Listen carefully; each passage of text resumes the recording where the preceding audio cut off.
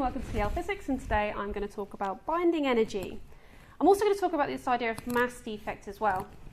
So in a previous video I talked about mass deficit, and that was the idea that prior to a reaction, if I had 5 kilos of stuff, and after the reaction I had 4.5 kilos of stuff, I would have half a kilo missing, and that is my mass deficit, and it means that mass has been turned into energy. Now what I'm going to talk about now is binding energy and mass defect.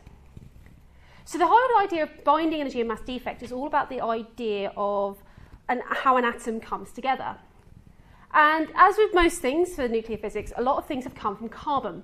So this idea of carbon, and carbon has an atomic mass unit of 12 U, where 1 U is 1.661 times 10 to the minus 27 kilograms. Okay, so this is again where Avogadro's, of course, come from the idea of carbon. Now, this idea of binding energy is if I took my protons and neutrons and lined them up. So I have my 6 protons and my 6 neutrons. When I bring them together, I will make carbon 12. But if I actually look at the mass of these, okay, so I'm going to use this from the data sheet. I know that a proton has an atomic mass unit of 1.00728 U, and a neutron has 1.00867 U.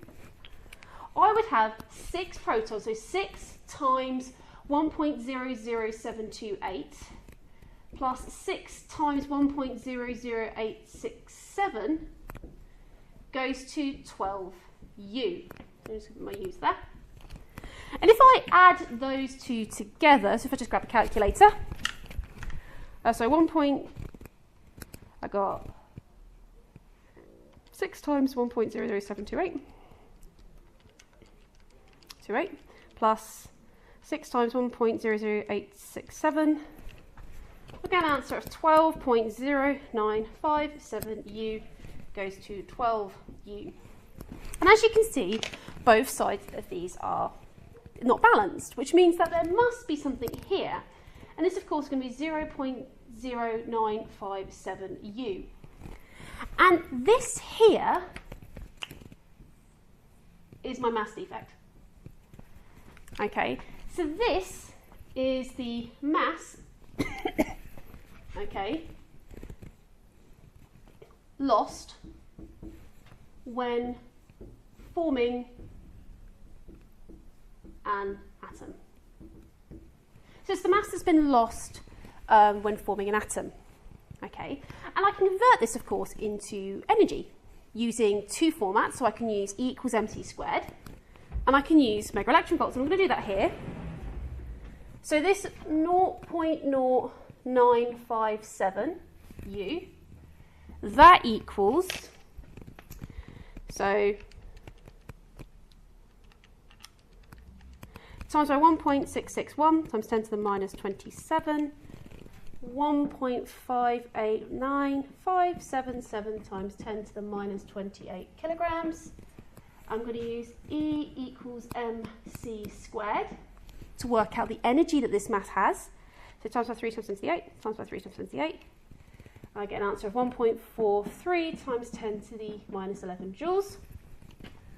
Or I could do it in the other way. So I know that 1 U is 931.5 MeV. Okay, so 931.5 times by 0.0957.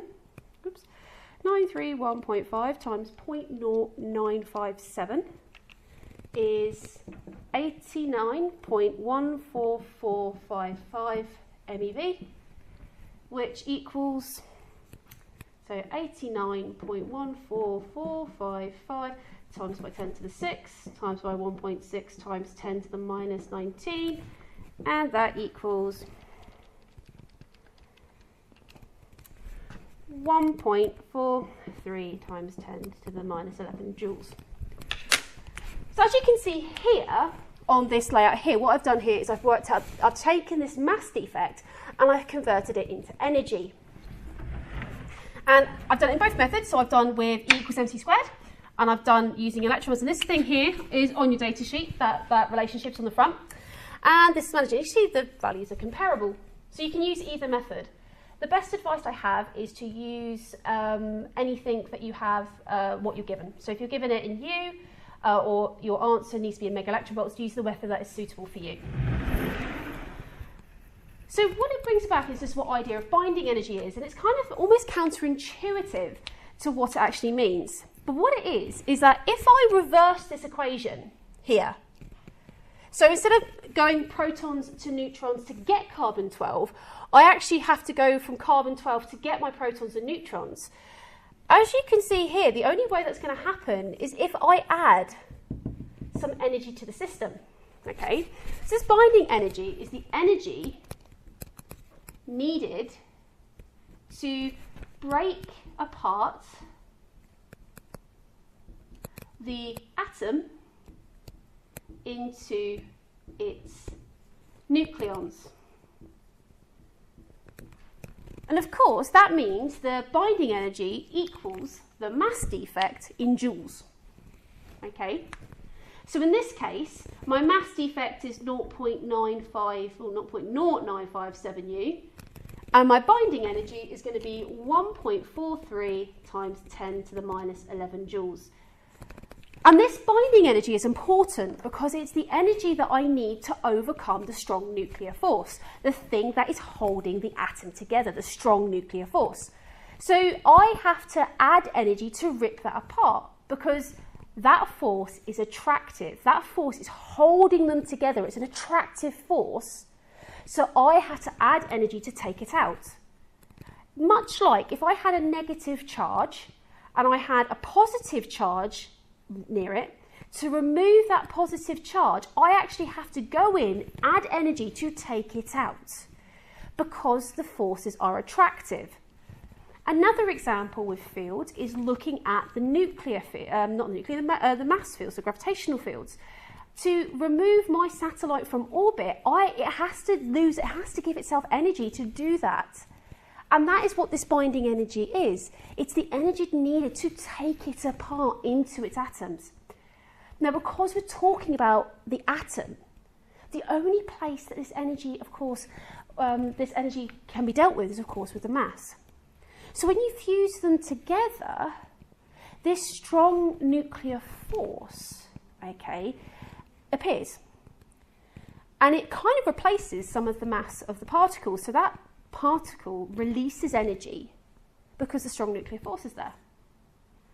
But to take it apart again, I have to put the energy back in, so it's converted back into mass to make my constituent nucleons again.